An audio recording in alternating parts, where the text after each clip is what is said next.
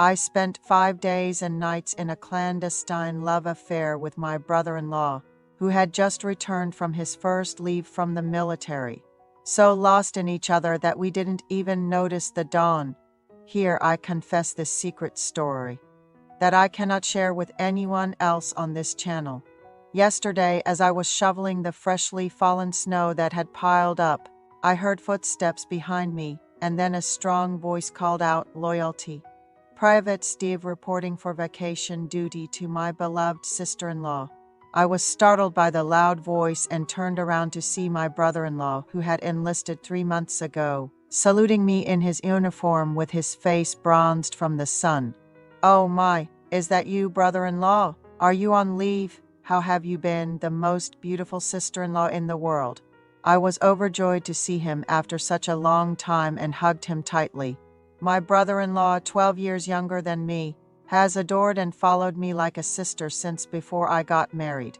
When I married, he was just a little boy in elementary school.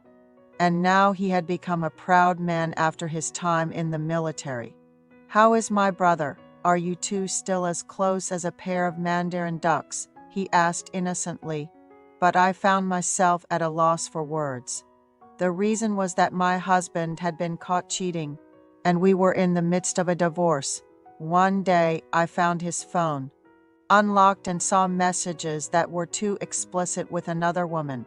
When I confronted my sleeping husband, he said, "Nothing," and has been living in a studio apartment for a long time since. However, I couldn't bring myself to tell the truth to my brother-in-law, who had just returned home after a long absence. Yes. Well, that's true. But these days, my husband is busy with the end of a company project, so he doesn't come home much." "Oh, then how do you cope with loneliness?" "My beautiful sister-in-law, is my brother really that busy? You must have had a hard time coming here in the cold," I said, taking his hand and leading him inside. I gave him some clothes to change into. My brother-in-law stood in front of the bathroom, stripping off his military uniform. Wow, did our brother-in-law always have such muscles? Even the skinniest guys bulk up in the military. "Pretty cool, right?" he boasted, flexing his biceps. He had been so skinny before he left for the military, but a few months later, he returned looking robust and strong. My gaze followed his body, which had changed so much that I hardly recognized him. "Sister-in-law, I'm too embarrassed. Please stop staring. If you look so openly, I don't know where to put my eyes," he said. "Are we strangers, brother-in-law? Hurry up and go shower," I told him as he grabbed his clothes and went into the bathroom. Soon, I heard the sound of the shower running. Standing there, I was struck by a curious impulse. Even when my brother-in-law turned 20, he still looked like a child, but now he seemed like a healthy man. My brother-in-law found it odd that his brother wasn't answering calls, especially since he should have been aware of the leave dates. Despite not being much of a drinker ordinarily, I felt compelled to drink that evening. I opened a bottle and grilled some meat for my brother-in-law. The food at the base can't compare to the delicious, home-cooked meal from my beautiful sister-in-law. The liquor goes down smoothly too. "You should have a drink with me," he suggested. "All right, but just so you know, I'm planning to drink quite a bit tonight." "Don't judge me for anything," I replied. "Of course, sister-in-law, do as you please," he said, pouring me a drink. Though I'm not one to handle alcohol well, I took a bold shot in consideration of his kindness. But the alcohol was quite bitter. "How do you stay so well managed, sister-in-law? You truly are beautiful," he complimented. "Now, don't make me blush. There are plenty of fresh-faced women in their 20s out there. Don't just say nice things for the sake of it," I retorted. "No, I'm serious. I'll marry someone who resembles my sister-in-law's style." "You are my ideal type," he confessed. I felt pitiful guarding the home alone without my husband, and my brother-in-law, joyous from his first leave, seemed oblivious to my troubles. I don't usually drink. The most I've ever had was 2 glasses. But while talking with him, I ended up having 3. After dinner and some oranges, we watched a favorite variety show, But then my brother-in-law excused himself to sleep. Sister-in-law, I'm going to bed now. The bus ride here was exhausting, but I'm really happy to be on leave. All right, sleep well. I won't wake you up tomorrow, so rest as much as you need, I responded. As I watched him retire for the night, a strange emotion stirred within me. I found myself wishing to be held in the arms of such a youthful and healthy man. Perhaps it was the 3 glasses of alcohol, a first for me, but I lay in bed unable to sleep. Just a few steps away, I felt the urge to spend time with my brother-in-law, who had looked so strong after shedding his military uniform. I'm not usually forthcoming about my intimate relations, but tonight sleep seemed elusive. Why am I acting this way? It seems to be my fertile period. That's probably why I can't just sleep, I thought to myself. So I came up with an idea to wake my brother-in-law. Quickly changing into going-out clothes, I knocked on his room. He asked what was wrong, and I told him. I felt sick from the alcohol and needed to get some hangover cure from the convenience store, but was too scared to go alone. The kind-hearted brother-in-law immediately offered to go for me, but feeling guilty for waking him, I suggested we go together.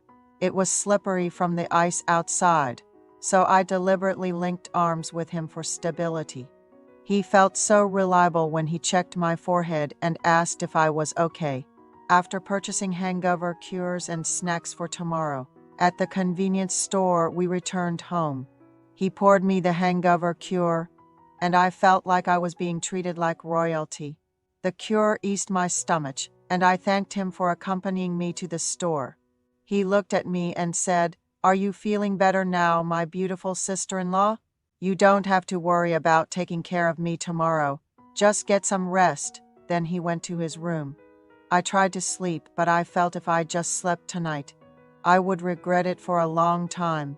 Feeling guilty for harboring inappropriate feelings toward my brother-in-law, who was even 6 years younger than my youngest brother, I went to the kitchen, parched from my conflicting thoughts, while drinking water and heading to the restroom. My brother-in-law came out of his room. Seeing my face again, he asked, "Sister-in-law, you look so down. Is something wrong?" I invited him into my bedroom, wanting to lie down and talk. Sitting on the vanity chair, he listened as I revealed my heart at how my husband had been unfaithful, never apologized, and just left to live on his own terms. My brother-in-law was outraged, ready to confront my husband as he grabbed his phone, but I told him it was no use, my husband wouldn't answer. Yet he called and my husband picked up nonchalantly. "Bro, I'm on leave." "Where are you?" "You're back." "I'm too busy to come home." "Just relax and then return to duty." My brother-in-law was furious at my husband's indifference, even towards him. We never expected such a change in my husband, who used to adore and raise my brother-in-law like his own child. We were both delighted by the bond they shared, playing with our child, and we had even planned to generously support my brother-in-law when he married, trying to suppress the desires welling up inside me after exposing such vulnerability. It seemed my brother-in-law had read my mind.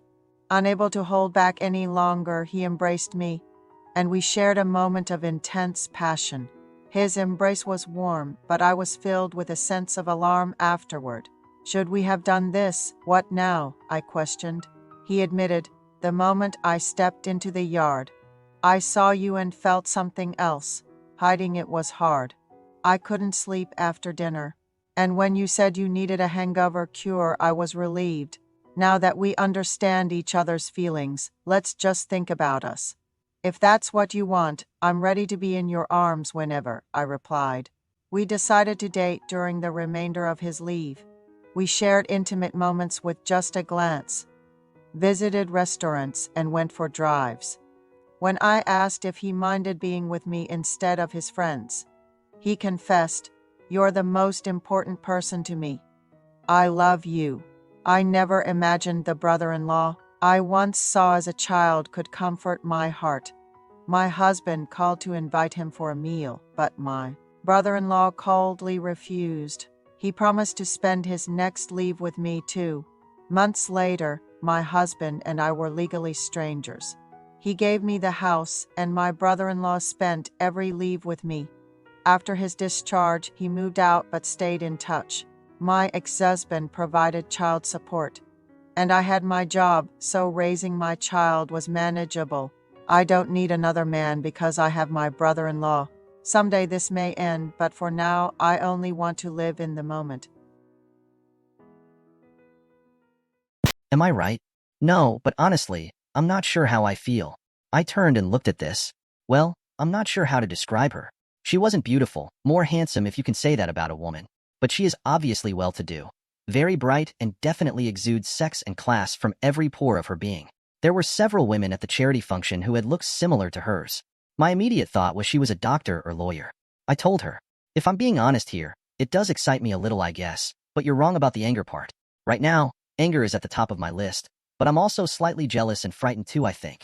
As you can see, my emotions are all over the place. It's like all of them are taking little jabs at me simultaneously, and I can't process them effectively. It's very disconcerting to say the least. It's been going on now for about 20 minutes.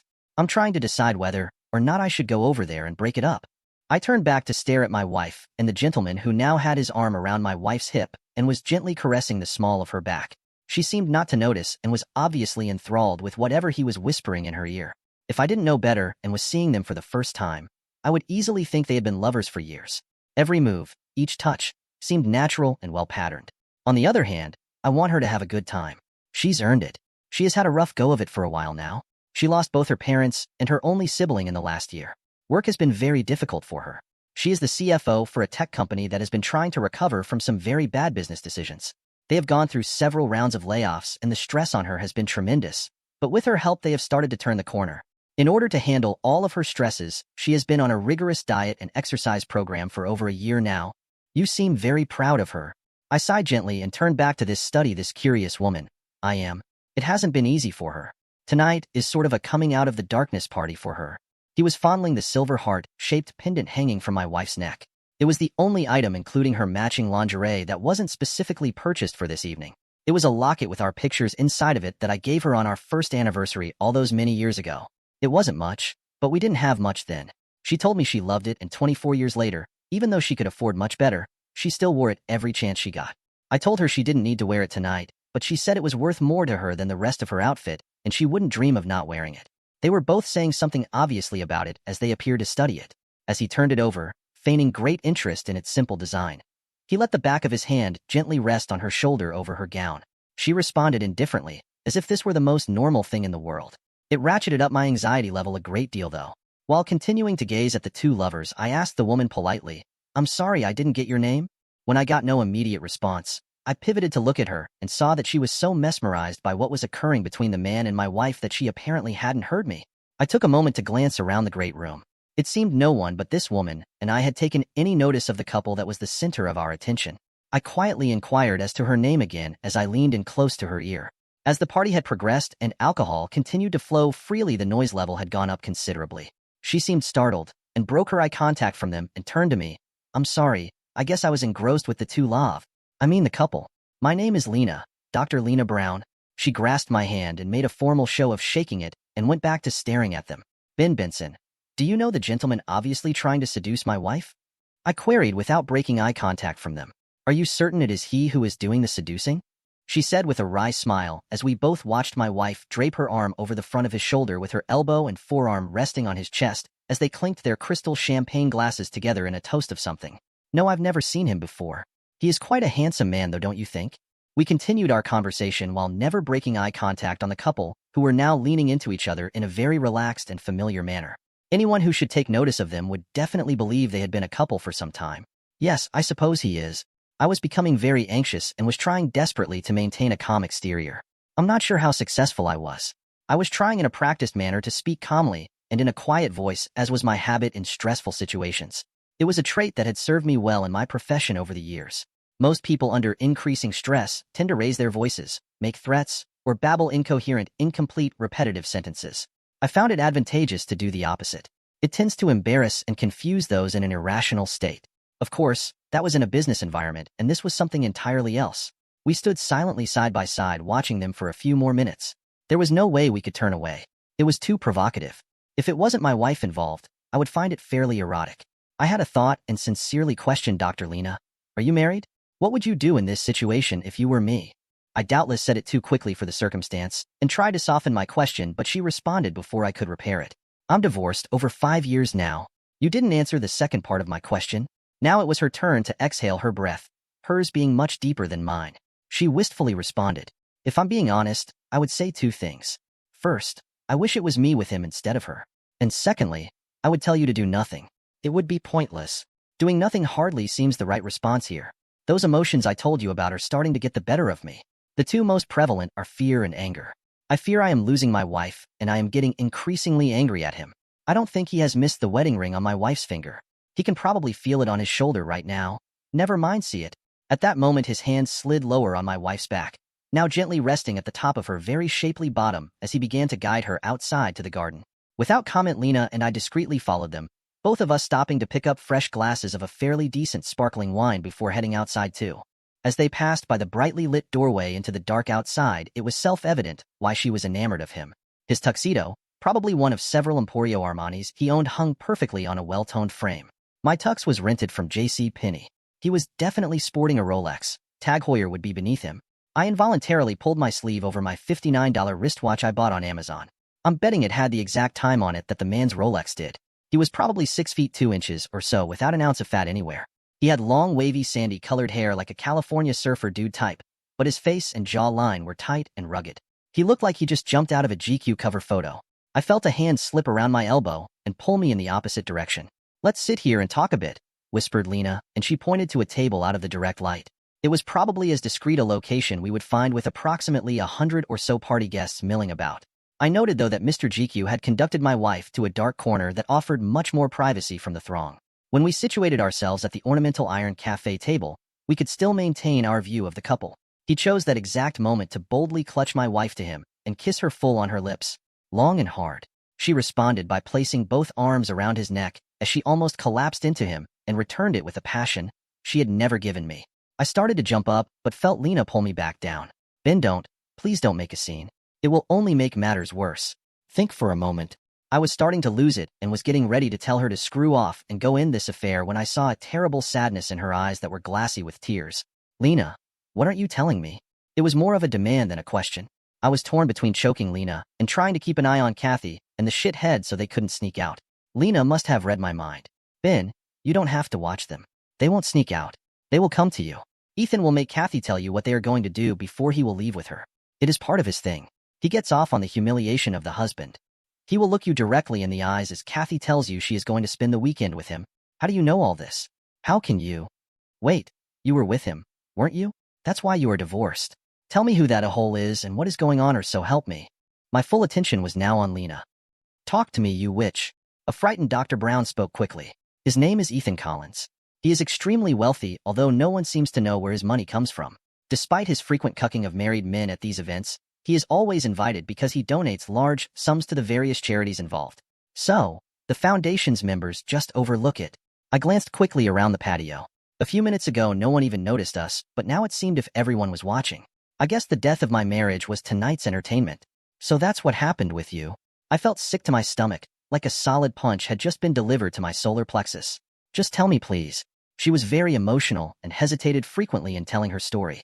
It was a very similar event, and I was here with my husband of 18 years. We have 3 kids. They barely speak with me today. I don't even know where my ex-husband is. I haven't talked with him in several years. Her tears were falling easily now. Lena, please. I'm sorry about your family, but just tell me what happened. Exactly what you were seeing going on with your wife. My husband Tom and I attended a fundraising event to upgrade our hospital's cardiology vascular lab with state-of-the-art EKG and other machines, as well as the latest implantable cardioverter defibrillators and other equipment. I hadn't been at the function more than 15 minutes when Collins set his sights on me. It seemed like a few minutes later, I was standing in front of my husband and some other invited dignitaries telling him I was leaving with Ethan. It really was a couple of hours, I'm sure. She broke down again. I looked right at the love of my life, the father of my 3 young teenage children, and told him I was going to spend the weekend with Ethan. I knew my marriage was over when I saw the shocked look quickly turn to anger on his face, but I was going anyway. Tom started to get up into Ethan's face, but a couple of the organizers' security team had appeared out of nowhere and physically convinced him to sit back down. I turned and walked away from his pleading voice, telling me to stop, but I didn't. Ethan was smiling the whole time with his arm around my waist as we left. Jesus. It gets worse, Ben. You need to brace yourself for this part. It was by far the best sexual experience of my life. It was unworldly. And despite everything I lost, if Ethan asked me to go with him again, I would. The hell with this shit. I'm going over there right now and put a stop to it. Don't do it, Ben. All you will do is embarrass yourself. Look around you.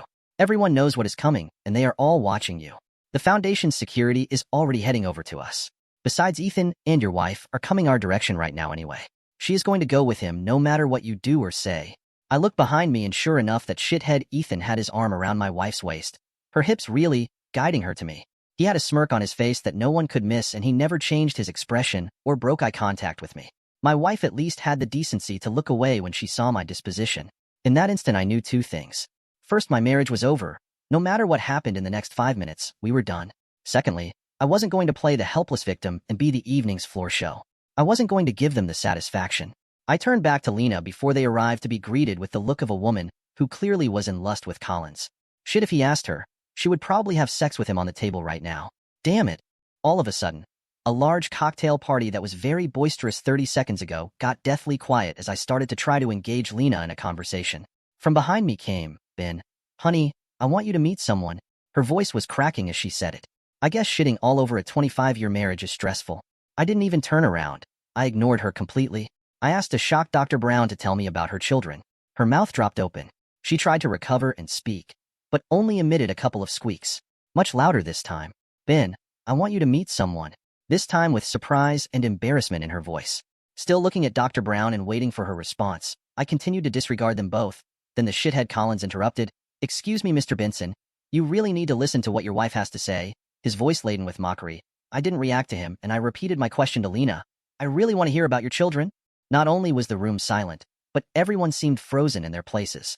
Lena was regaining her wits, but before she could speak, we were disrupted again. Ben, please turn around and look at me, my wife implored. I couldn't decide if she was exasperated or aggravated. I turned slowly and glanced at them both for a moment. They were becoming aware of the scene they were causing, and their discomfort was rising. Honey, this is... I interrupted pointedly and spoke forcefully while my eyes bore into hers. Kathy, you have never looked more beautiful than tonight. You are truly a vision. Her face lit up. She began to smile and speak, but I broke in. Goodbye, Kathy. And I turned back to my table mate. You were saying, Lena? People were beginning to titter and laugh nervously at the unfolding standoff. I could sense the two lovebirds' embarrassment growing. Lena started to speak of her 3 children in a light manner, which caused even more reaction from the gathered crowd. Then Collins made an almost fatal mistake. He put his hand on my shoulder and tried to pull me in his direction. Lena knew instantly what was going to happen, so trying to avoid disaster, she asked in a loud voice, Ethan, why don't you go home with me instead of her? You won't be sorry. Ethan removed his hand from my shoulder and asked politely, Do we know each other, madam? At that moment, I saw an expression of utter dejection on Lena's face. She had sacrificed her family and dignity to someone who didn't even remember her. I can't recall seeing someone in so much pain. What she had done was finally hitting home, and life was seeping out of her rapidly like air from a punctured balloon. There was something else that flitted across her face. I became genuinely concerned for her welfare. It was time to end this circus. I turned back to Kathy and Collins. I'm sorry. I didn't realize you were still here. You may go now. And I waved them away with my hand. I always wanted to use Val Kilmer's line from Tombstone. It only took the end of my marriage to do it. I vaguely heard my wife say, We'll talk when I get home Sunday night. They turned and left without further comment, but it was obvious that Mr. Collins was not a happy man. His perfectly structured cheekbones were beet red with embarrassment. It wasn't much, but it was a small victory. Looking around the patio, I could see that the attendees were disappointed that there wasn't more of a show. Sorry to disappoint. Maybe next time, folks. I thought to myself. The 2 beefy security guys gave short laughs as they turned and walked away. Lena, having somewhat recovered, offered, She thinks you will get past this. No, she couldn't possibly. She has to know she just ended our marriage, and she is going with him anyway. You were right about everything. I felt melancholy. Thank you for trying. But I have to know, did you do that for me, or you? Neither. I tried to do it for your wife. I have lived for the past 5 years with the emotional turmoil and pain she is going to experience. Something was already dead inside of Dr. Brown, and it shook me to my core. Dr. Brown, Lena, I know what you are thinking right now. Please don't do it. It isn't worth it. What are you talking about, Ben? Don't play games with me. Look me in my eyes and tell me you aren't thinking about harming yourself. Funny, my thoughts weren't with my wife or marriage, but I was deeply troubled that Dr. Brown was possibly going to end her misery and do so tonight. She couldn't look at me. She just dropped her head and wept. All right, Doc, you have 3 choices. You and I can sit here all night long and talk. We can go to a 24-hour coffee shop and speak there, or I can take you home. What's it going to be? She gave a little snort. You aren't that great a conversationalist. You may as well just take me home. Still quick with a sharp wit even in the face of all this. I was starting to like Dr. Brown. We drove the 35 minutes to her apartment in silence, each of us lost in our own thoughts.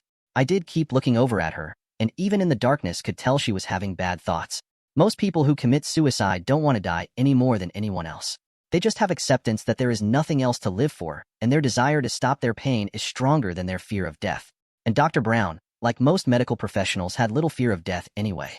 They saw it every day.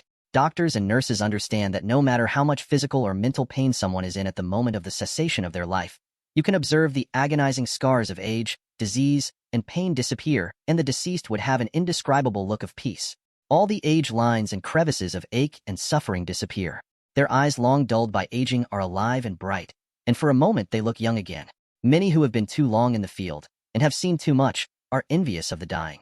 Of course, it only lasts a moment before the physiological process of death takes over, but it is the last moment that one remembers. For medical personnel and others such as military and first responders, it must sometimes seem tempting. I had lost my wife, but I wasn't going to lose Dr. Lena Brown. The irony wasn't lost on me. When we arrived at her apartment, I escorted her to the door, took her keys from her, unlocked it, and followed her inside. Thank you, Ben. I can get myself to bed. What are you doing? I was taking off my jacket and tie, followed by kicking off my shoes. I'm not leaving you alone tonight. I will sleep here on the couch, but I am not going to leave you until I know you are going to be okay. You are too important. Don't even think about arguing. And I plopped myself down on the couch and watched her. She just stared back at me for a few moments, then without a word turned and walked into her bedroom. I looked around the apartment. It was pretty stark for a woman's home. There was not a single family photo or memory to be seen anywhere. Not a good sign. 5 minutes later, she came back out wrapped in a fluffy blue and white robe. She went to the kitchenette and poured us a couple of glasses from a previously opened bottle of red wine. She came into the living room and sat down on the couch next to me. She once again had tears in her eyes, but they were of a different kind. They were tears of gratitude. Okay, Ben, let's talk.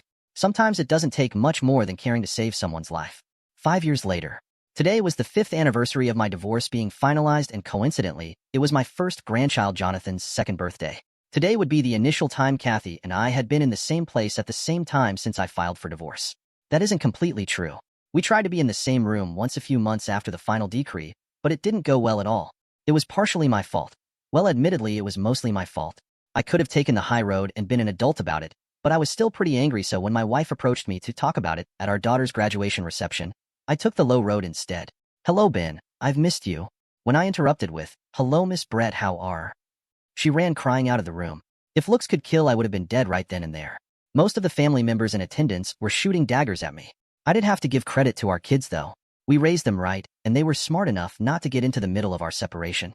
But as they pointed out after the reception fiasco, I acted childishly. They did, however, have the good sense to decide that there would be no further attempts at having the two of us at the same family function. Well, what did they expect? Our divorce was pretty acrimonious.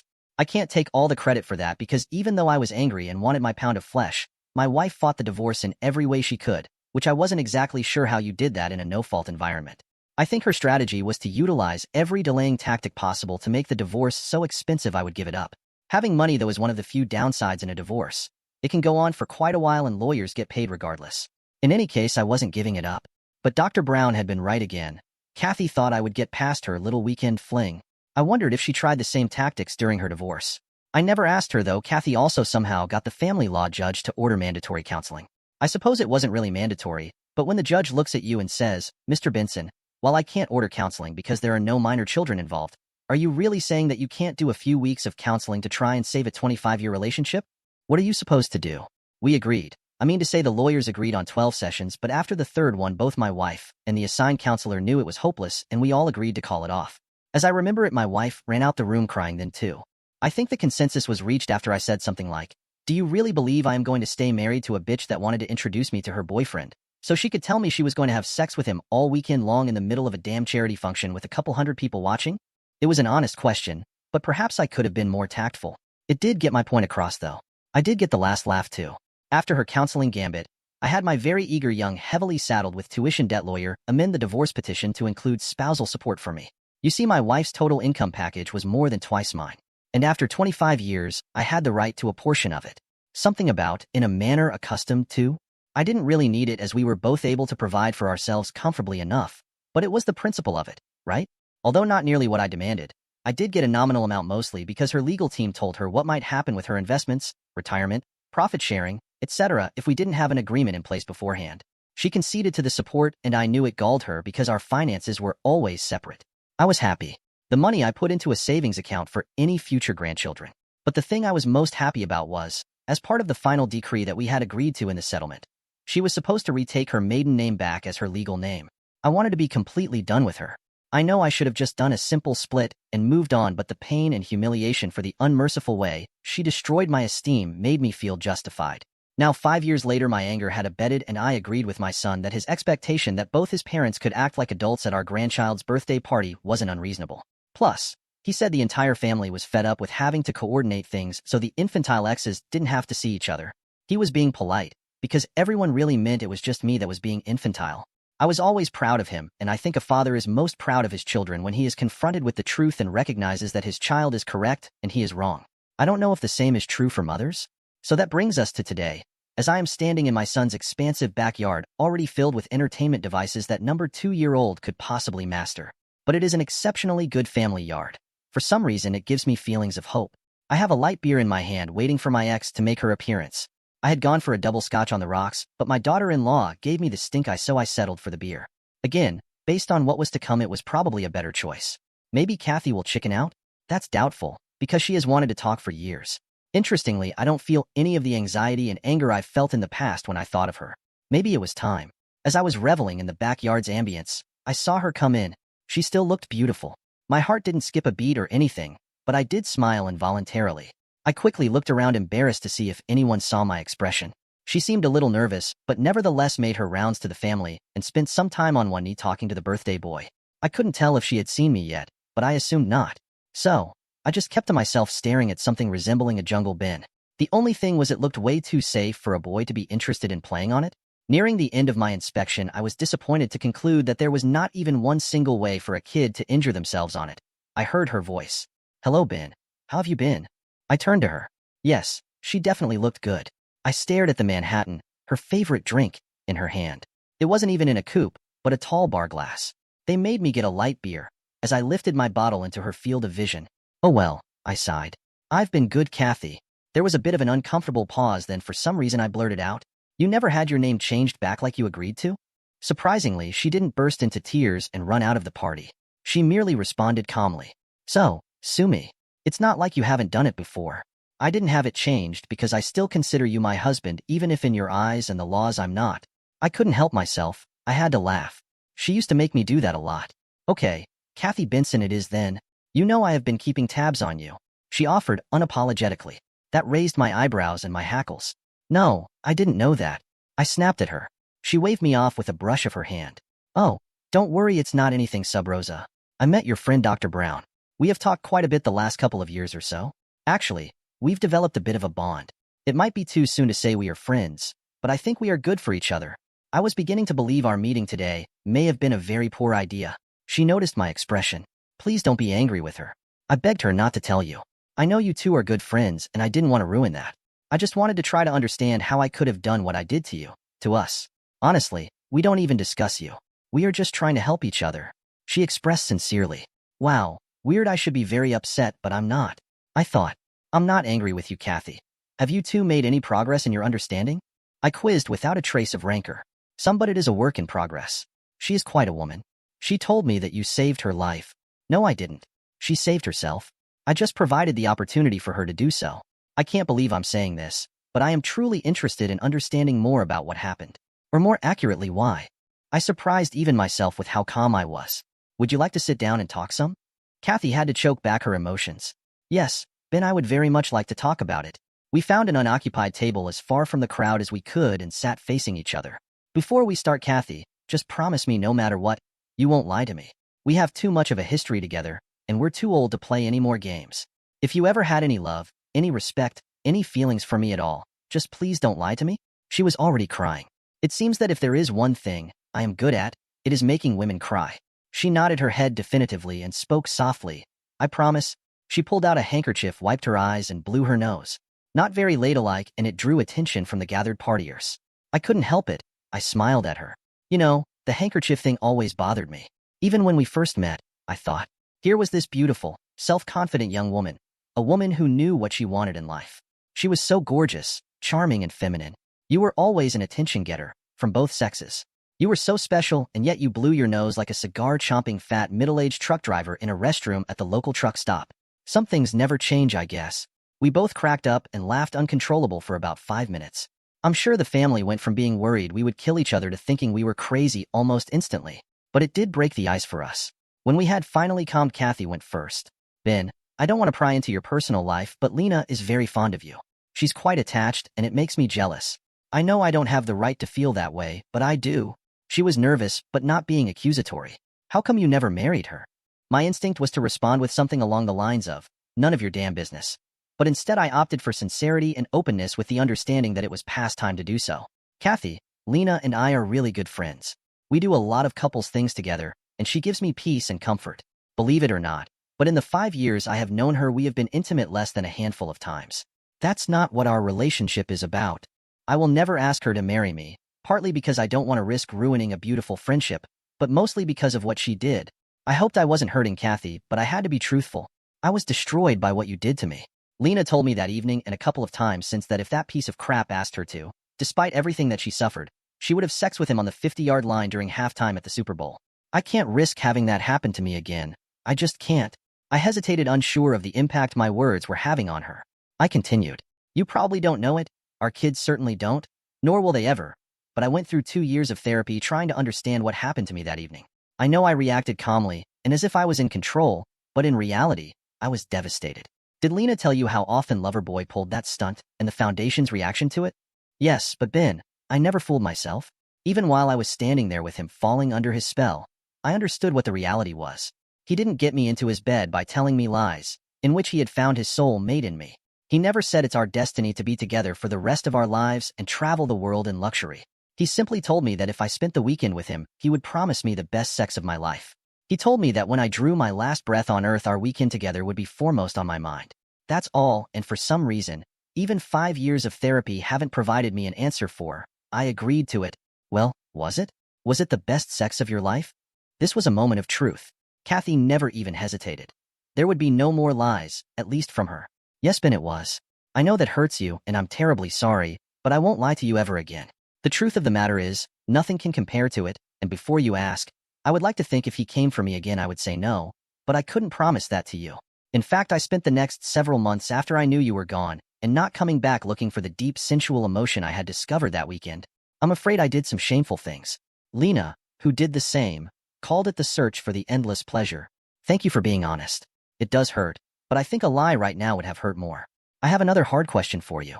Candidly, Kathy, over the years I have actually come to understand why you might have wanted to go with Collins. Lena and I have discussed her reasoning, or lack thereof, for her actions. I think I have gotten past that part, and maybe if that is all there was to it, we could have worked our way through it somehow. God, I know. Lena told me about your feelings about what was happening earlier in the party. I am so. I put my hand up with the international symbol for stop. What I will never be able to get past. And honestly, the reason we will never get back together is the way you did it. Oh, I understand why the shithead told you to do it that way. He got off on the humiliation factor for the poor sap of a husband. But how could you walk up to your devoted and loving husband of 25 years, the father of your children, the man who celebrated every success with you, the man who held you and wept with you at every failure and pain you ever felt in your adult life, and in a public setting and tell me you were going to take a lover and screw each other's brains out all weekend long? Then return to me and expect to have our life go on as if nothing of significance had occurred? Now I was the one close to tears. What possessed you? You couldn't even discreetly come to me alone and talk about it private? She stood silent and frozen for a full minute. She didn't cry, though. Maybe she didn't have any tears left. I don't know, Ben. I honestly don't know. I could give you all the standard crap about me being worried about growing old, you neglecting me, hormone imbalances, etc. But none of that bullshit was true. That's what is killing me. 5 years later, and I don't know how I could do that to you. He simply told me that was the way we had to do it, that it would be best for everyone. So I did it. When he said it, it just made sense. So that's what I did. I knew I was hurting you, but I honestly thought we could work past it. When he took me home that Sunday night, and yes, he took me home. He was a perfect gentleman, but he ended it by literally flipping on a light switch in his suite and told me that it was time for him to get me home. Before I got out of the car in front of our house, he thanked me for a great time and kissed me on the cheek, and it was over and done. That's how I felt too. It was over. When I came home, I honestly thought you would be waiting for me. When I realized you were gone, I actually got angry with you for running out on me. Can you believe that? It's why I fought the divorce so hard. I was going to make you pay. Nice touch on the alimony thing, by the way. I didn't know whether to laugh or cry. Kathy, you aren't some high school dropouts living in a single wide trailer working part-time at King Super. You have an advanced finance degree and practically run a Fortune 500 company, for Christ's sake. She didn't answer. There was no fight left in her. She was exposed, no part of her hidden from me. I have never seen her look so vulnerable. The answers to my questions might never come because she truly didn't know them. How is that even possible? What do you want from me, Kathy? She was almost begging. Ben, I want you to save me too. You did it for Lena, and she did the same thing as I did. And you were with her. I just want to be back in your life. I can accept us never being married again, even living together, but I can't live with you not being in my life. It's killing me that I made us strangers. Up until today, I would have snapped out the obvious response, because I was never married to her. But I decided to remain silent. I had no idea how long we had been sitting and talking. I looked around the backyard, and we were the only ones left. The sun was starting to set to the west. I briefly thought, the party is either over, or we scared everyone inside. Kathy seemed not to notice. She was still lost in her thoughts about the choices she had made. What did I want? That was the most prevalent thought on my mind. I had been asked several times over the years by well-meaning friends and family, not to mention my counselors, are you better off with her in your life, or out of it? My resounding response has always been, out of it. But now I'm not so sure. The truth is I miss her. I miss holding each other in bed, winding down as we would talk about our days and our children. I miss laughing together at life's comedy going on around us. I miss the smell of her perfume. I miss seeing her naked wearing only that silly locket. I miss everything. We were perfect once. It would never be again. But then life lived in absolutes is a life wasted. I can do friends, Kathy. Why don't we make a standing date to have dinner once or twice a month? I think we still have a lot to think and talk about, including making up for the time we have lost. Well, I'll be damned. She did have some tears left in her. Dear listeners, please share your thoughts in the comments section below, and don't forget to like, share, and subscribe.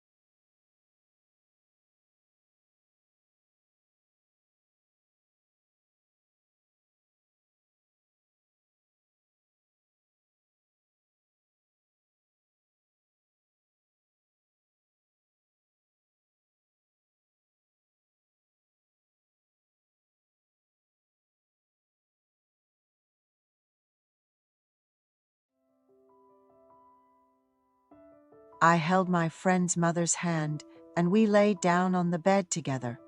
We turned off the light, and we became one. She was relieving the resentment she had accumulated through me. Please like and subscribe. I am a college student. Throughout my college life, I only had one girlfriend. There were many girls who approached me with affection, but there was no girl among them that I particularly wanted to date. I believe that conversation is important in human relationships. I wanted to date a girl with whom I could have a good conversation, but it didn't go as well as I hoped. My friend has been living with a single mother since he was young, due to his father's infidelity. His parents divorced, and he lived with his older sister under his single mother.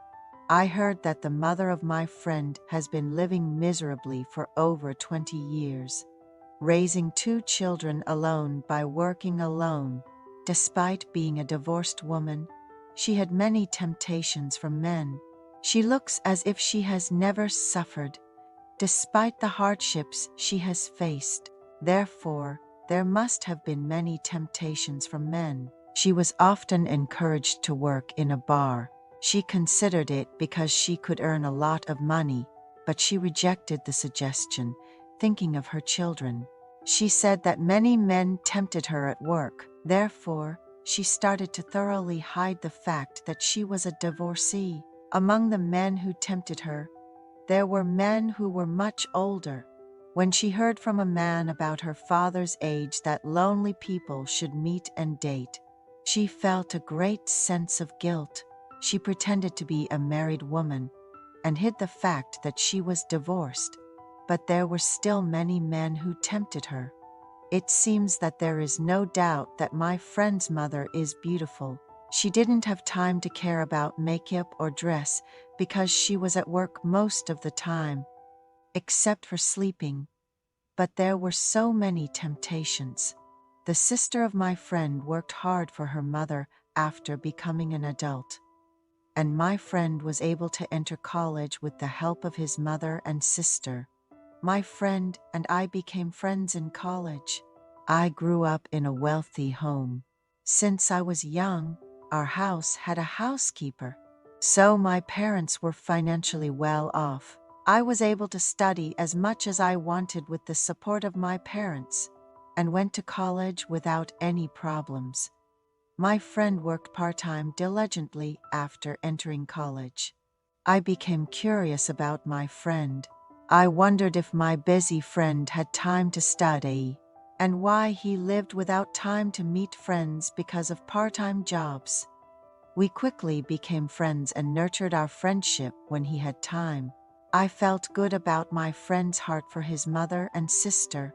I was so happy to share friendship with such a kind-hearted friend. My friend always told me that he was grateful to me. When I asked what there was to be thankful for between friends, he said he was thankful that I became a friend with him, who was busy with part-time jobs. One day, my friend suggested going to his house. Without any particular thoughts, I went to his house with him.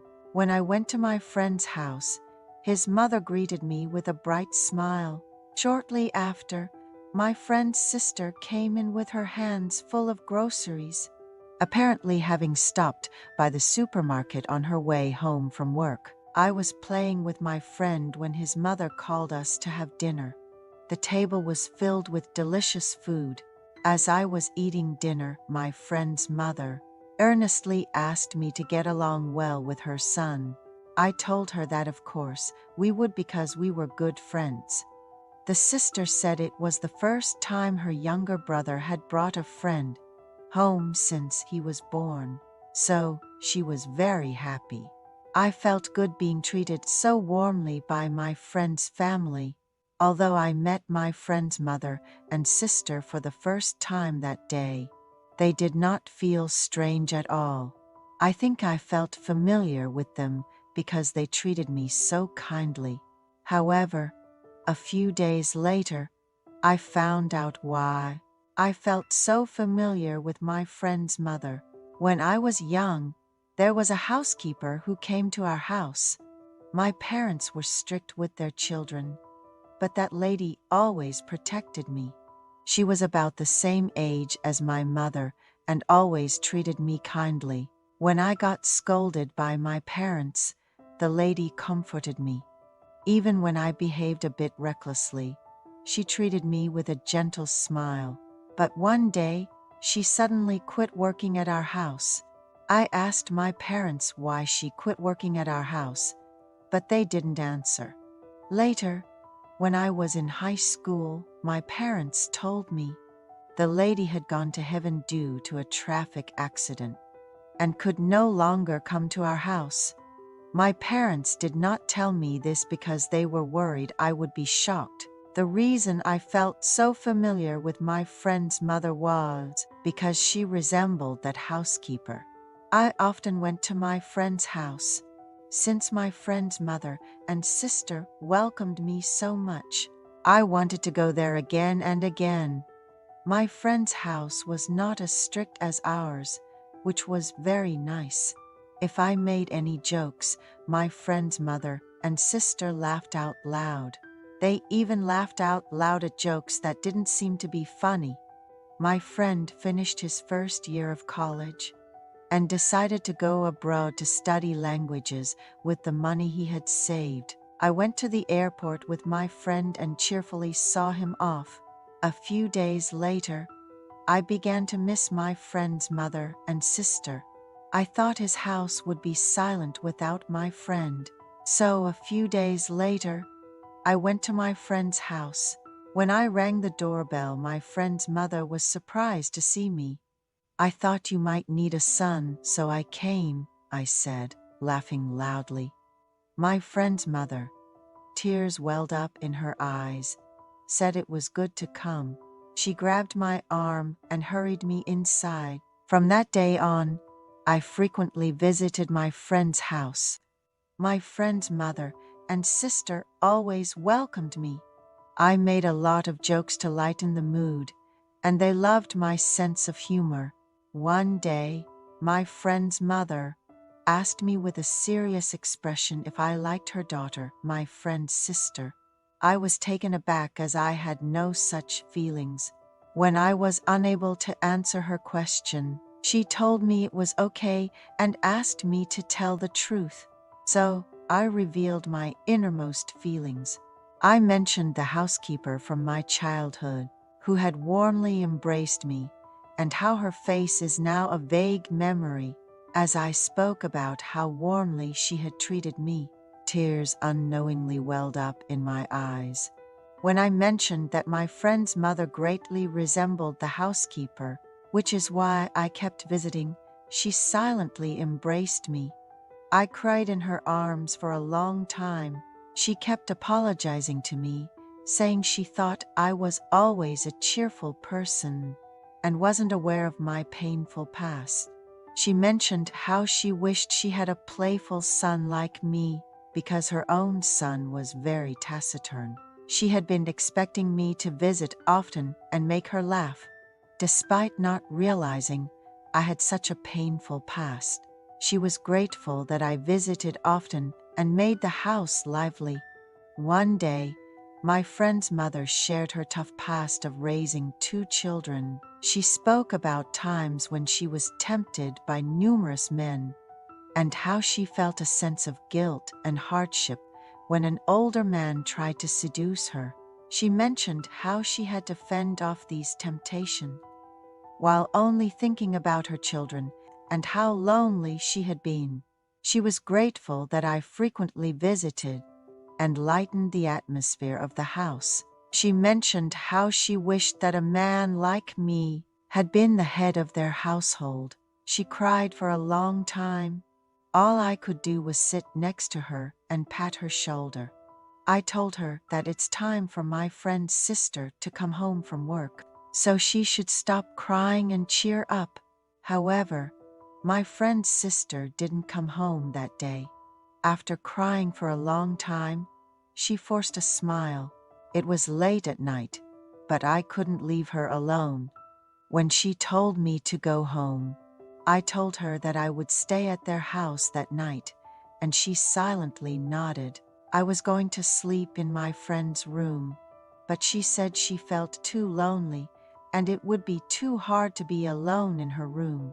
I promised to stay with her until she fell asleep. I told her to lie down on the bed, and I sat in a chair. She kept talking to me, but I couldn't really hear what she was saying. "Do you feel bad falling asleep? Just like that?" Her question woke me up abruptly. Unable to respond, she invited me to come to bed. She said she would put me to bed, just like the housekeeper used to do. The thought of the housekeeper brought tears to my eyes again. I lied down on the bed, crying. That night, we spent a beautiful time together, finally falling asleep when dawn broke. The next day, she asked for my forgiveness, apologizing for her inappropriate behavior as an old woman. She promised that nothing like the previous night would happen again. I told her that it was me who should be asking for forgiveness.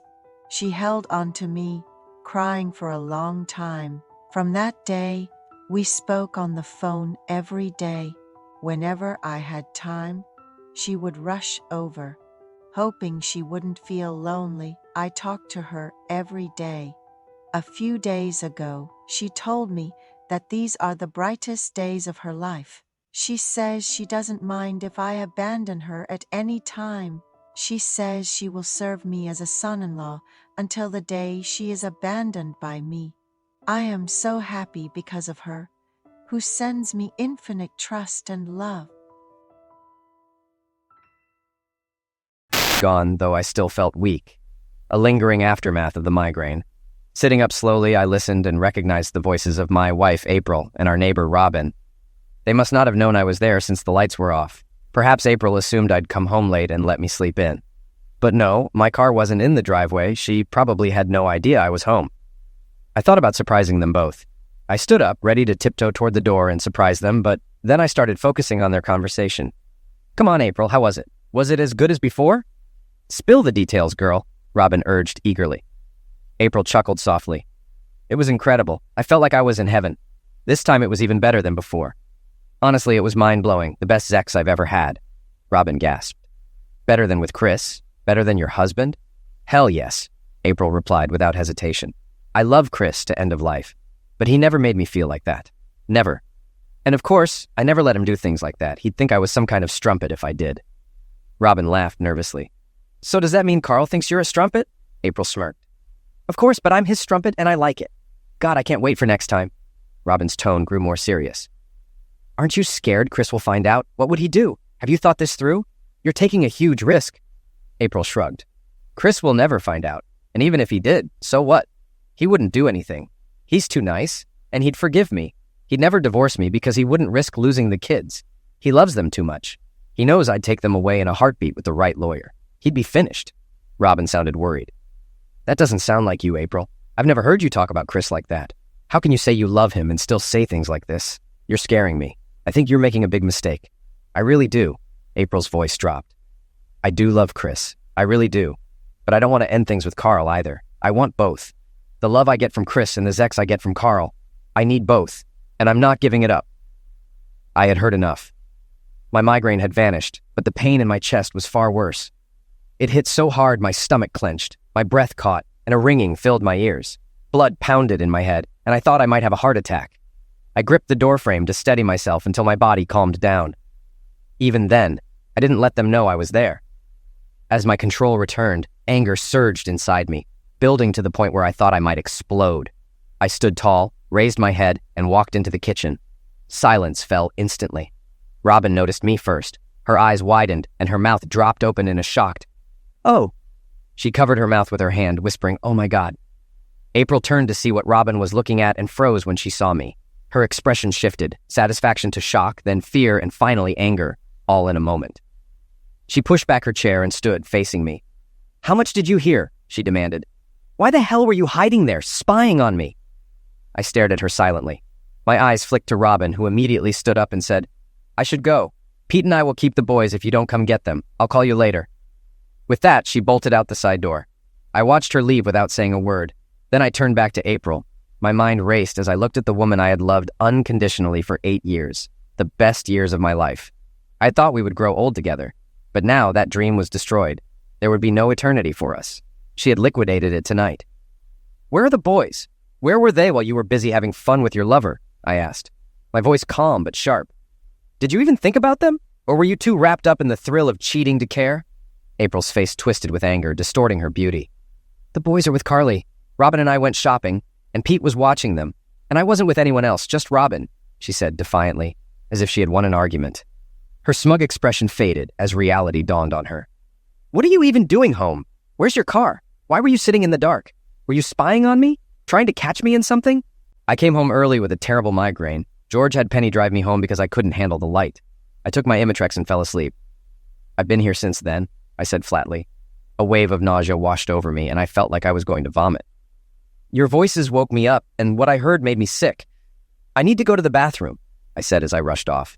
I knelt by the toilet, trying to empty my stomach. My body convulsed, but nothing came up. I sat there on the bathroom floor, pressing my face to the cool porcelain as I slowly began to relax. My stomach finally settled, and my breathing normalized.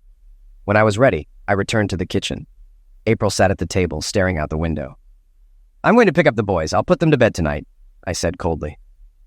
Without waiting for a response, I walked out the door and headed to the Andersons' house next door. Pete and Robin Anderson were our closest neighbors and best friends. Many evenings were spent together at each other's houses, sharing stories and drinks. Best friends, what a bitter thought. I wondered how much Pete knew, should I ask? I climbed their back steps, knocked twice, and stepped inside. Robin sat at the kitchen table with a coffee cup in front of her, talking to Pete. I could tell she had told him. His expression was one of pity, while hers was pure fear. "I'm here to pick up the boys. Are they ready to go home?" I asked, walking past Pete into the living room, where I assumed the boys were playing with Carly, the Andersons' teenage daughter. Sure enough, they were working on a puzzle, while Carly watched. She greeted me with a smile as I entered. "Hi, Mr. Phillips. Are you here for the boys?" When I nodded, she said, "I'll grab their jackets." I watched the scene before me and felt a deep sadness. Small, beautiful moments like this were the real sufferers of betrayal. The everyday joys of family life were shattered by adult selfishness, leaving permanent scars. I had no doubt this was one of those moments. "Thanks, Carly. I'll be in the kitchen when they're ready." I returned to the kitchen where Pete and Robin still sat. I looked at Robin, then at Pete. "Did you know? Did you both know she cheated on me? Pete, how did it feel knowing this while we were together? Did it give you some twisted thrill?" My voice was sharp with anger, harsher than I intended, but I needed answers. I needed to know what my so-called friends had hidden from me. Pete's face darkened as he glanced angrily at Robin before addressing me. "I didn't know anything, buddy, I swear. If I had, I would have told you right away. I can't believe my wife knew and didn't tell me. That's low, damn low. You don't deserve this. I won't apologize for her, but I'll be here for you if you need me." His glare at Robin said it all, and I believed him. If Pete had known, he would have told me. This had been Robin and April's secret. I turned my attention to Robin. "Thank you, Robin. Thanks for letting me play the fool, for making me a laughingstock. Did it make you feel good, knowing what you knew and hearing her brag about it? I hope it was worth it." Out of the corner of my eye, I saw Carly enter with the boys, and I forced a smile. Each boy held a cookie, but Carly's uneasy expression told me she had overheard my words. I prayed she hadn't heard much, though her face suggested otherwise. I resolved this would be the last time Robin was near my kids. I didn't know how I'd manage it, but I'd make it happen. Once home, the boys ran upstairs to get ready for dinner. I walked through the quiet kitchen into the living room where April sat alone. The room was dark, lit only by fading daylight filtering through the curtains. She sat hunched on the couch, her face pale, her eyes red and glossy from tears. The anger and defiance I'd seen earlier were gone, replaced by fear and vulnerability. But it was too late for that. Her transformation only filled me with disgust. Remorse now? Fear now.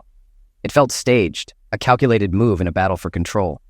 This wasn't regret, it was manipulation. April's face didn't convey sorrow, it radiated deceit and cunning. I shattered the silence with an icy question. "Who is he? What does he have that I don't?" She stared at me, saying nothing. I turned to leave, but her voice stopped me. "Who he is doesn't matter," she said softly. "This isn't about you. Chris, I'm so sorry you found out this way. I never wanted to hurt you. I never meant for you to know." Her words struck me. There was no apology for her actions, no regret over her choices. Only regret that I had discovered them. I sank into the chair she had bought me for our 5th anniversary, a chair I had loved, now reduced to just another object in the room. "Let me explain," she pleaded. "This doesn't have to be the end for us. We can move forward just like before.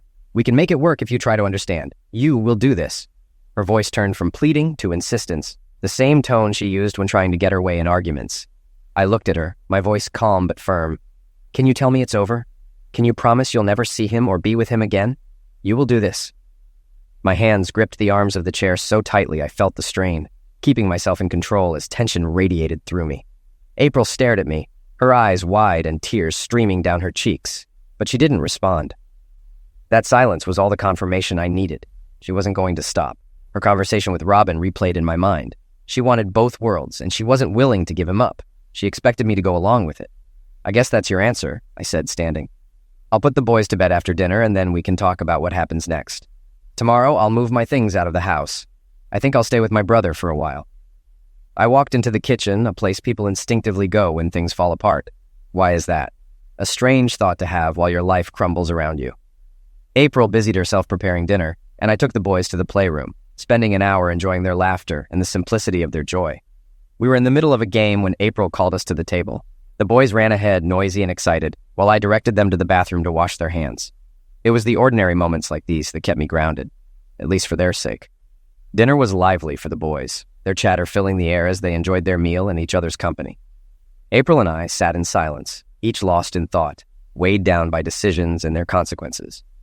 After dinner, April cleaned the kitchen while I took the boys upstairs to get ready for bed. We read a couple of stories, laughed a little, and finally they settled in. I stood in the doorway, watching as they pulled their blankets up to their necks, ready to drift into sleep. My eyes stung, and my throat tightened with grief. This too would end. Downstairs, I sat in the armchair, feeling everything slip away. I loved April deeply, but her words echoed in my mind. "He never made me feel this way," and "I'm his strumpet." Those words had liquidated any chance of reconciliation. I couldn't unhear them. April entered the room and sat down. "We need to talk," she said. Her voice was measured, almost rehearsed.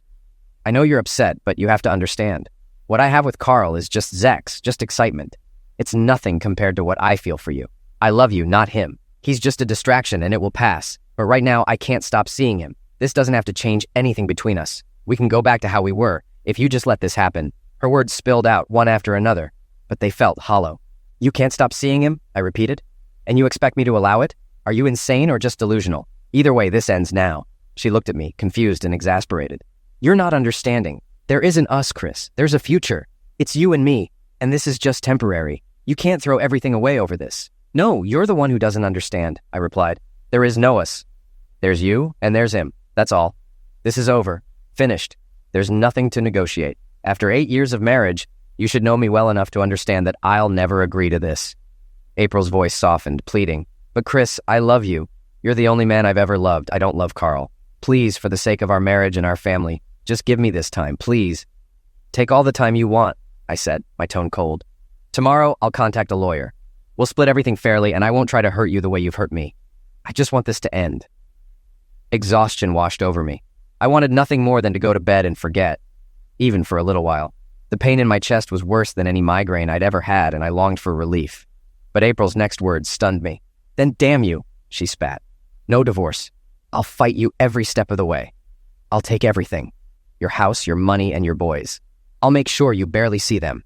If you try to take this from me, it'll cost you everything. And I'll still have Carl. You can't stop me." Her words hit like a slap, and suddenly everything became clear.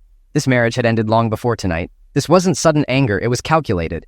She had planned for this moment, anticipating that I might find out, and rather than stop, she had prepared to destroy me. There was no love left, only greed and cruelty, a desire to humiliate me. The realization crushed any lingering hope I had for us. This wasn't the woman I loved. It never had been. I glared at April, the anger within me rising with each passing moment. Whatever smug satisfaction she had felt from her earlier words melted away as she noticed my expression. Her confidence faltered, replaced by fear. My voice sliced through the tense silence. "Here's what you need to understand, April. When you corner a rat, it fights back. It'll go to the end of life when it has no way out. You should have thought about that before pushing me this far. But now you've done it, and you'll pay for it." "Please, Chris," she pleaded, her tone desperate. "I don't want this, but I don't have a choice. I love you, and I'll do whatever it takes to keep you from leaving us. If you won't understand and accept this, I'll fight you. I know you. You love me and the boys too much to leave. You'll stay, I know you will. Goodbye, April. Tell the boys I'll see them when I can. I'll grab a few things now and come back later to get the rest when we can agree on a time, I said, heading upstairs. I packed quickly, just the essentials. Bathroom items, a few pairs of underwear, socks, and jeans. That was all. 8 years of marriage reduced to a small bag. What remained were only bitter memories. Still, I had my 2 boys, and they were all I cared about at that moment. As I came downstairs, April was sitting by the kitchen door, clearly ready to make another attempt. Chris, please don't do this. I'm begging you. You don't have to leave. Just tell me you'll end it with him, that you'll never see him again. We can have a chance, just tell me. I can't. I just can't, I replied, pushing past her. I felt the rage boiling inside me, the urge to lash out physically, but I forced myself to stay in control. I'll come by in the evenings after work to see the boys so they don't notice anything right away. With that, I opened the door and walked out. The door slammed shut behind me as I threw my bag into the back seat of my truck and climbed in. Backing out of the garage, I drove away without looking back. On the road, I called my brother Clyde. He lived about 10 miles away, alone since his wife had left him for his best friend 2 years ago. Clyde had long stopped caring about her absence. They were still technically married, but he never pursued a divorce. Instead, he drowned his sorrows in booze. Clyde and I had discussed his drinking many times, but he never changed. He wasn't an out-of-control drunk, just perpetually buzzed, enough to numb the memories, or so I figured. Clyde picked up and told me to come over. I'll be back later, he said. When I arrived, I found the spare key under the flower pot on the porch and let myself in. As always, Clyde's house was immaculate. For all his flaws, he was compulsively neat. Seeing everything in its place felt oddly comforting. It was a sharp contrast to the wreckage of my own life. I found some beer in the fridge and made myself comfortable, taking Clyde's suggestion to relax. By the time he came home, I was pleasantly drunk. We went out to get more beer and kept drinking when we got back. I gave him the simplest explanation. April and I had fought, and I needed a place to stay. Clyde didn't press me for details. Instead, he sat with me, nursing his beer to keep me from going too far. You're my brother, he said. I'll always be here for you. The next morning, I woke up with a pounding headache and a heavy heart. The hangover was my own fault, but no amount of booze could drown the pain. I dragged myself to the bathroom, letting cold water from the shower wash away the remnants of the night before. There was no sense in staying drunk. I found a note from Clyde saying he'd gone to work and would check in with me later. Not surprising, it was Saturday, and we both worked for the same company. Our job was maintaining heavy construction equipment for contractors across the state. It was demanding, but the pay was good, enough to support my family, or so I thought. As I sat in Clyde's quiet house, I realized how much I had sacrificed to provide for that family. The big house April loved so much had been my pride, a symbol of safety and stability for all of us. But now I saw it differently. To her, it was leverage. She saw it as a weapon she could use in a divorce, a way to secure the money I earned while she indulged her affair. I thought about the house she was so proud of, about the money I worked so hard to earn. To me, it had always been about honoring and cherishing my family. To her, it was a tool, a place to flaunt new lingerie bought for another man. The realization made me sick. Everything I'd built for us was just another piece of her betrayal. I turned the water up higher, letting the sound drown out my thoughts, even though I was running late. I needed to get out of here and go to work, a place where I could think clearly, make plans, and decide on the things I couldn't process now. April had already thought this through. Her words from last night made it obvious that she had planned everything, anticipating my shock and inability to think straight when I found out about her betrayal. She had strategized her moves, building a divorce plan to take everything from me, to manipulate the situation so it looked like I was at fault if I didn't agree to her affair, and to frame me as the bad guy for not approving of her fun with another man. She thought she was clever, stacking the deck in her favor, cornering me, and forcing me to accept her infidelity. She had a good setup, and she wasn't about to let her jealous husband ruin it. I dressed quickly and grabbed a box of large trash bags. Knowing she'd be out that morning to take the boys to her mother's, I drove to the house and went inside. I emptied my closet and drawers, throwing everything into trash bags. I collected my bathroom items, stuffed them into a smaller bag, and carried everything to my truck. Tossing the bags into the back seat, I returned to the house, determined not to leave just yet. I planned to come back after work to see the boys. I had too much to think about and too many decisions to make. One thing was certain, my marriage was over. I would never touch April again. She was no longer my wife, my lover, or my confidant. She had chosen to be someone else's lover, and that's all she would ever be now. The thought hit me hard, and tears welled up. I sat down on the floor of what used to be our bedroom and let the grief take over, crying for the loss of the life I thought we had. At work, I buried myself in tasks, channeling all my energy into repairs. I didn't stop, not even during lunch. I was relieved to escape thoughts of home, my wife, and my kids, losing myself in fuel injectors, timing chains, and broken drivetrains. I tackled the hardest jobs without hesitation, working like a man possessed. 10 hours passed before Clyde tapped me on the shoulder, pulling me out of my trance. "Hey man, take a break." "Seriously, you're making the rest of us look lazy," Clyde said, standing there with a mix of concern and disbelief. I looked up at him, exhausted. "Sorry, little brother. Just trying to bury myself in work, trying to forget. I didn't mean to overdo it." Clyde must have noticed the raw emotion on my face because he grabbed my elbow and led me to the break area. Clyde and I had always been close, especially after losing our parents in a car accident 10 years ago. He'd been my best man 8 years ago, and he was the godfather to my boys, Chris Jr. and Charlie. He knew when something was wrong. I slumped into a chair while Clyde handed me a steaming cup of coffee. It tasted bland, but the warmth was grounding. "Okay," he said, sitting across from me. "Talk. Tell me everything. Don't leave anything out. Start from the beginning." I didn't hold back. For 10 minutes straight, I spilled everything to Clyde, every detail of the shame, humiliation, and contempt April had thrown at me. I told him about her threats to take everything, her smug confidence that I wouldn't fight back, and how she tried to make it impossible for me to stop her or retaliate without losing everything. She wanted me to surrender and accept her affair as part of our life. I described the look on her face when she talked about her lover to Robin, the smug satisfaction as she described how amazing it was. I told him about her threats to use the house, the kids, and her leverage to destroy me if I didn't comply. The disdain in her expression when she warned me she'd take everything was seared into my memory. She made it clear her lover was more important than anything else, and she had no intention of giving him up. Clyde listened silently, his expression hardening as I spoke. By the time I finished, I felt empty, drained, and angry all over again. Clyde was stunned. He had always thought of April as a good woman and a caring mother. His brother had never hinted at any marital issues, and Clyde had assumed their relationship was solid. Now this. He looked at Chris, seeing the pain and heartbreak etched into his face. It was hard to witness. Chris was a good man, a devoted father, and a reliable provider. At the garage, everyone knew they could count on him. He had helped more than his fair share over the years. Clyde's shock turned into anger. How could she do this to him? What was wrong with her? His anger boiled as he watched his brother and closest friend broken and defeated. "Chris, listen," Clyde said, his voice low but firm. "You're not going to just take this, are you? You have to do something. Let me and the guys help. You don't deserve this." His concern was clear, and I felt it. I looked up at him, hopeless. What can I do? If I divorce her, she'll take everything. Child support, money for the house, the car, everything. You know I'd never take anything away from my boys. She's using them against me, Clyde. She knows I won't hurt them, and now some idiot who thinks it's fine to sleep with another man's wife will end up taking my place. I'm stuck. Clyde growled. To hell with both of them. I loved April like a sister, but now she's made her choice and she'll have to live with it. We need to go after them both. First, we figure out who this guy is. That's the easy part. Let me make some calls, and then we'll talk. I shrugged, skeptical. Fine, but I don't see how it helps. She won't tell me anything about him. Clyde smirked. Doesn't matter. We'll find him, and he'll wish we hadn't. You know there's no getting April back, right? After this, there's no respect left. If you stay, she'll never respect you again. She's someone else's toy now.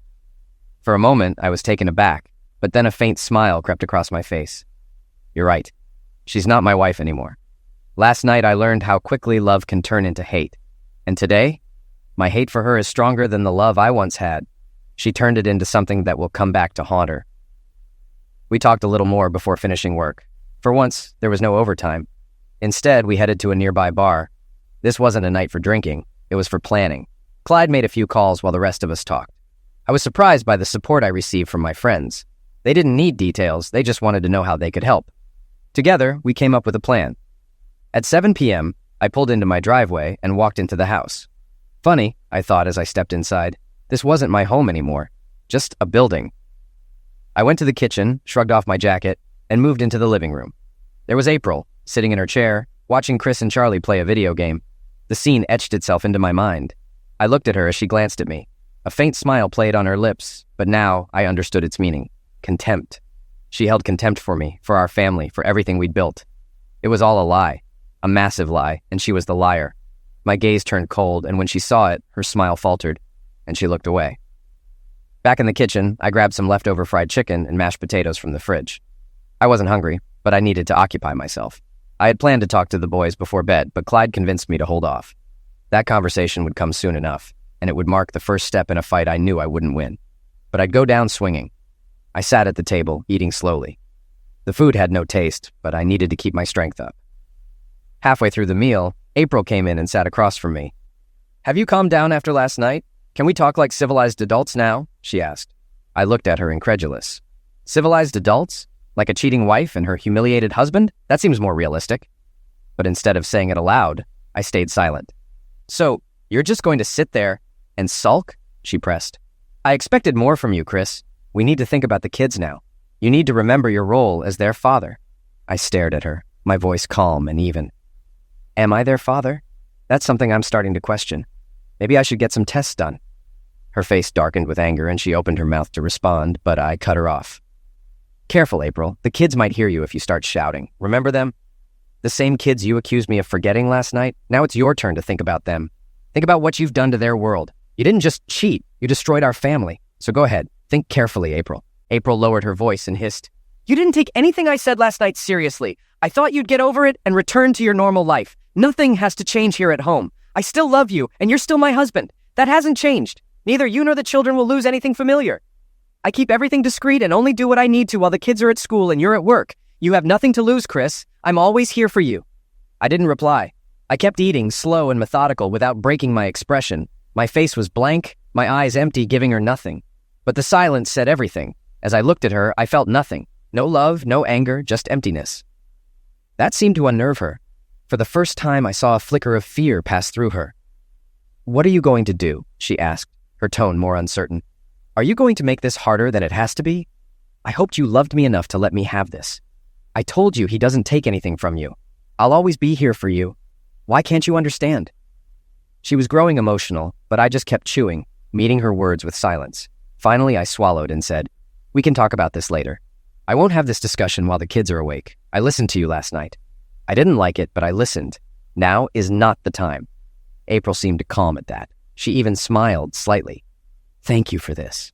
I think you were right about some things you said, but your words hurt me. I'll take the boys to bed soon, and then we can talk."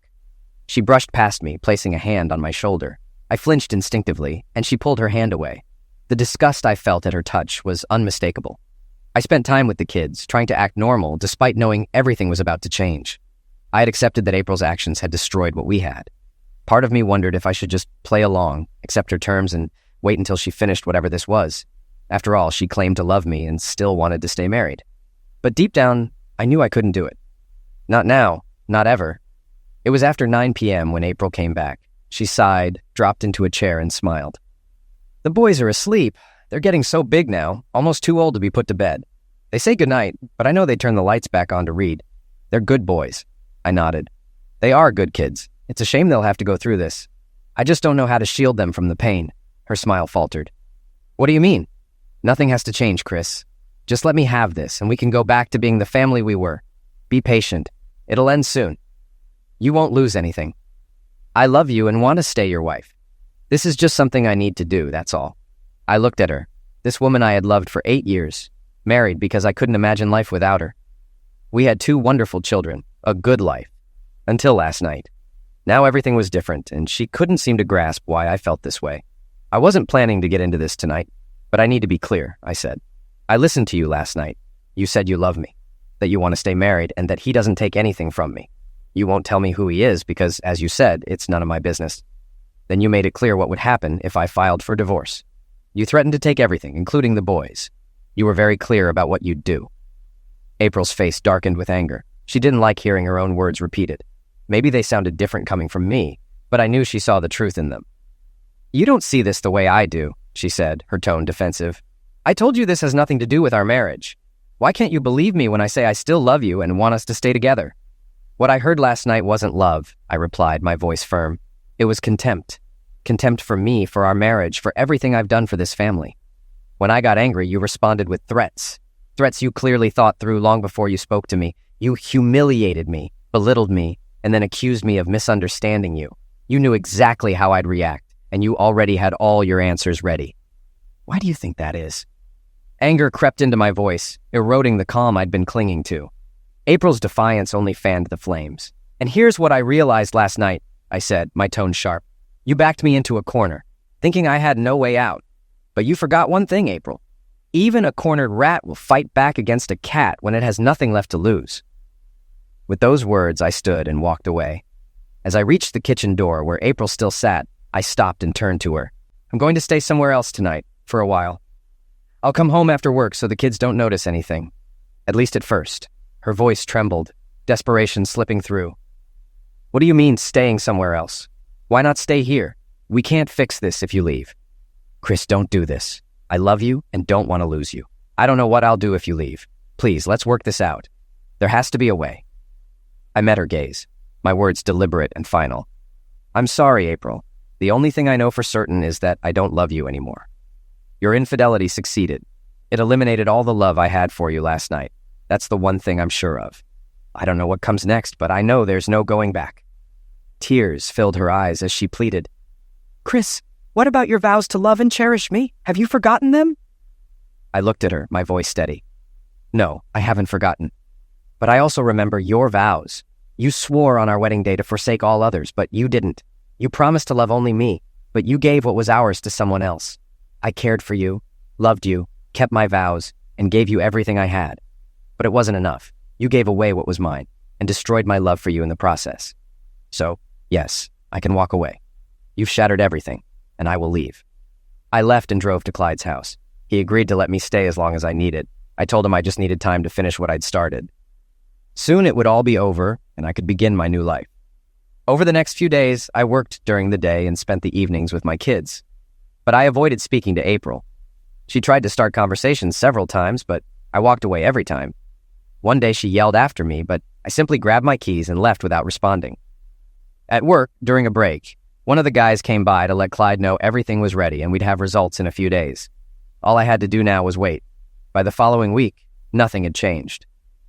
Each evening I returned to an increasingly tense April. The kids seemed oblivious, though Charlie asked if I was working harder than usual. When I asked what he meant, he said he hardly saw me in the evenings. I reassured him, promising we'd spend time together over the weekend. He seemed satisfied, and the moment passed.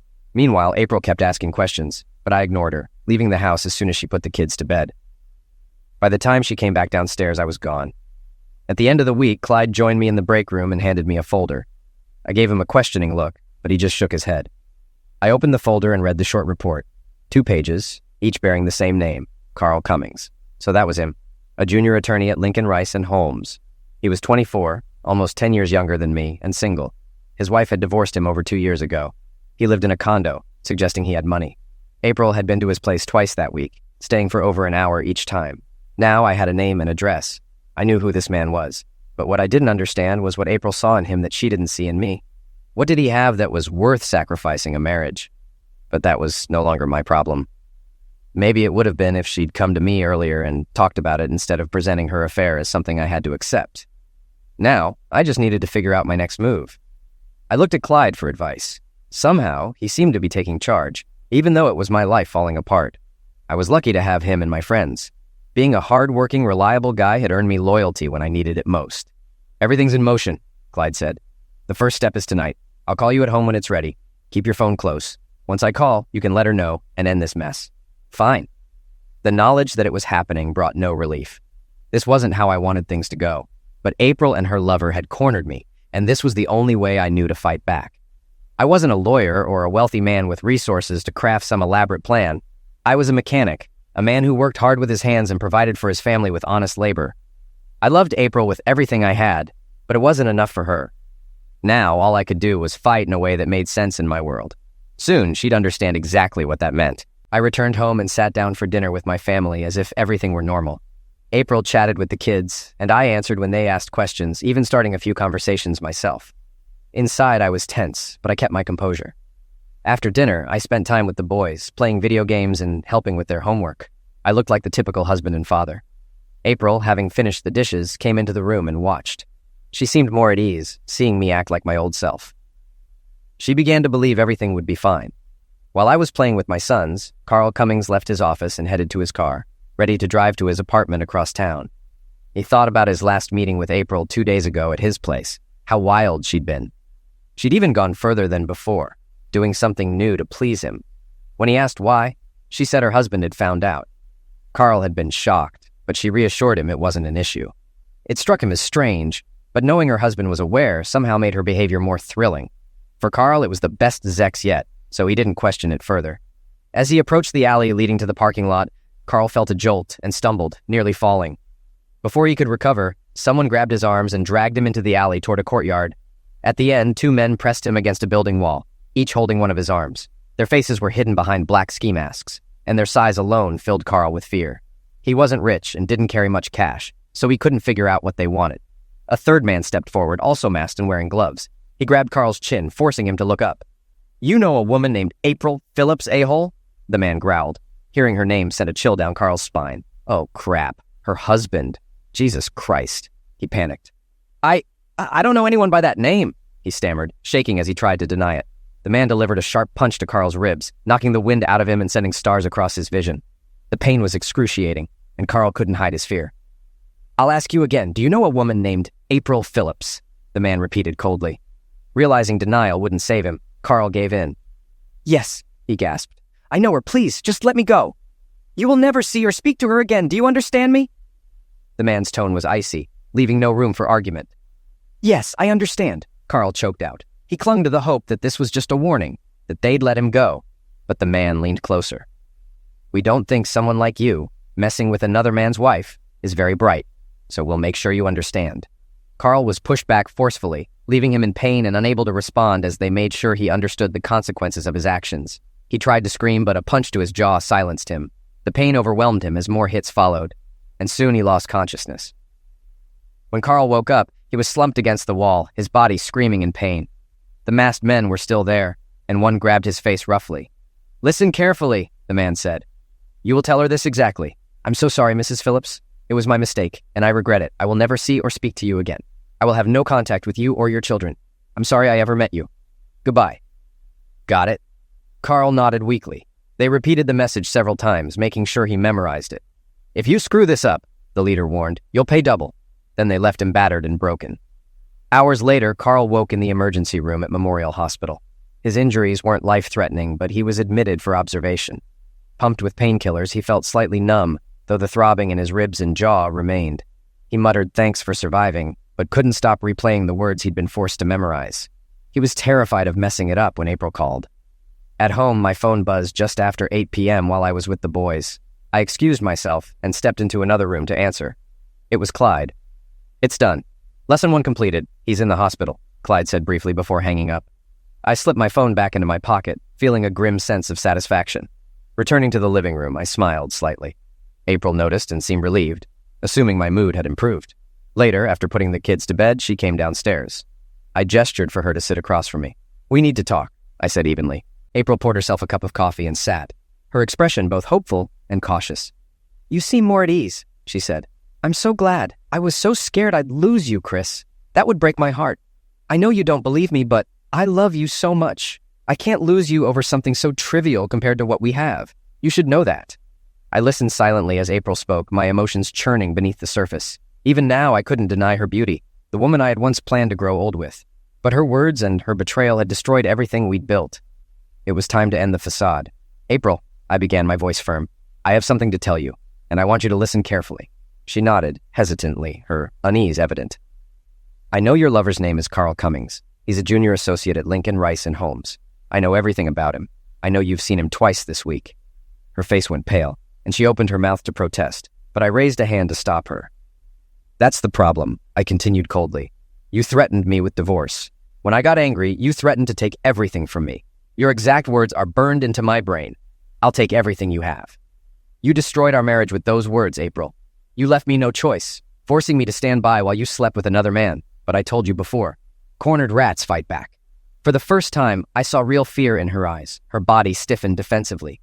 "I know you told Robin that I never made you feel the way he does, that you were his strumpet. I'm not sorry that this is ending in a way you won't like. Mr. Cummings has been informed, very clearly, that his time with you is over. He will never see you or speak to you again." April's eyes widened in shock as I pressed on. "I'm filing for divorce. There will be no alimony. I'll pay child support and my sons will have everything they need as long as you care for them. But you will work for anything you want for yourself. The papers are already in motion. You'll be served soon." She shot to her feet, her face twisting with anger. "You're crazy if you think I'll agree to this. I told you I'd take you to the cleaners, and I will," she yelled. I smiled faintly, unnerving her. "Why don't you call Mr. Cummings right now? Let's see what he says." "Oh, wait. You might have to call the hospital. That call I got earlier? It was about him. He's in the emergency room at Memorial. Go ahead. Use my phone. I have his number." Her expression turned to horror. "What have you done? What did you do to Carl?" she demanded. I shrugged. "I've been here all evening. Why do you think I did anything? You made it clear that this didn't concern me." My face remained calm, but I knew it would terrify her. April had never seen me like this. I'd always been mild-mannered, calm, the kind of man who couldn't even bring himself to physically discipline the kids, leaving that to her.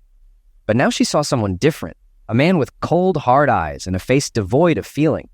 She left the room and I heard her talking on the phone. When she returned, tears streamed down her face as she collapsed into a chair, staring blankly. I calmly picked up the newspaper, knowing exactly what she had heard. Her lover had ended it. He had no choice.